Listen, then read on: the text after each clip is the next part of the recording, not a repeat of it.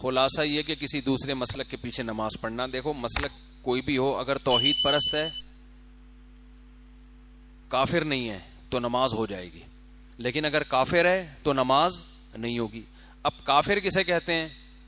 کافر ناموں سے نہیں کہ دیوبندی کافر ہوتے ہیں, اہل حدیث ہوتے ہیں, بریلوی ہوتے ہیں, فلاں. کافر کی ایک ڈیفینیشن ہے جو اسلام کے بیسک اور بنیادی عقیدوں کا انکار کرے, جو نبی کو عالم الغیب کہتا ہو, اور عالم الغیب کی ڈیفینیشن یہ ہو کہ ہر چیز کا علم تھا, تو ہر چیز کا تو اللہ کو بھی ہے, جب نبی کو بھی, تو اللہ اور نبی کا علم برابر ہو گیا نا, تو ایسا شخص بھی اسلام سے خارج ہے.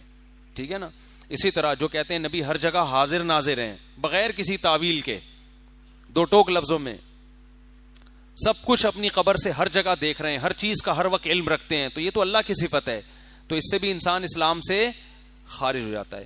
آپ صلی اللہ علیہ وسلم کی بشریت کا, بشر ہونے کا کوئی دو ٹوک لفظوں میں انکار کرے کہ نہیں آپ نور تھے, فرشتے تھے, یا نورانی مخلوق, مٹی کے بنے ہوئے کی بنی ہوئی مخلوق نہیں تھے.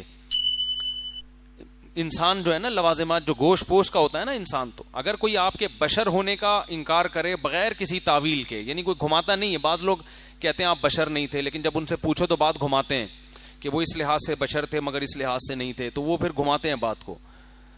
تو لیکن جو دو ٹوک لفظوں میں کہتا ہے تو پھر وہ بھی اسلام سے خارج ہے, کیونکہ نبی صلی اللہ علیہ وسلم بشر تھے, انسان تھے, آپ کے والدین تھے, آپ کی اولاد تھی, اور آپ کی اولادوں میں کی اولادیں جو سید ہیں سارے انسان تھے, آدم کی اولاد, اور آدم کو اللہ نے مٹی سے بنایا. تو یہ جو بیسک چیزیں ہیں, یا مشکل کشا سمجھنا, اور مشکل کشا کا جب معنی پوچھو تو یہ کہنا کہ اللہ نے آپ کو اختیارات دے دیے, آپ جب چاہیں جس کی بگڑی بنا سکتے ہیں, اللہ نے آپ کو سارے اختیارات دے دیے ہیں, تو یہ بھی کفر ہے. سمجھتے ہو؟ تو اگر کوئی یہ عقیدہ رکھتا ہے, چاہے وہ دیوبندی ہو, چاہے اہل حدیث ہو, چاہے بریلوی ہو, تو اس کے پیچھے نماز نہیں ہوگی.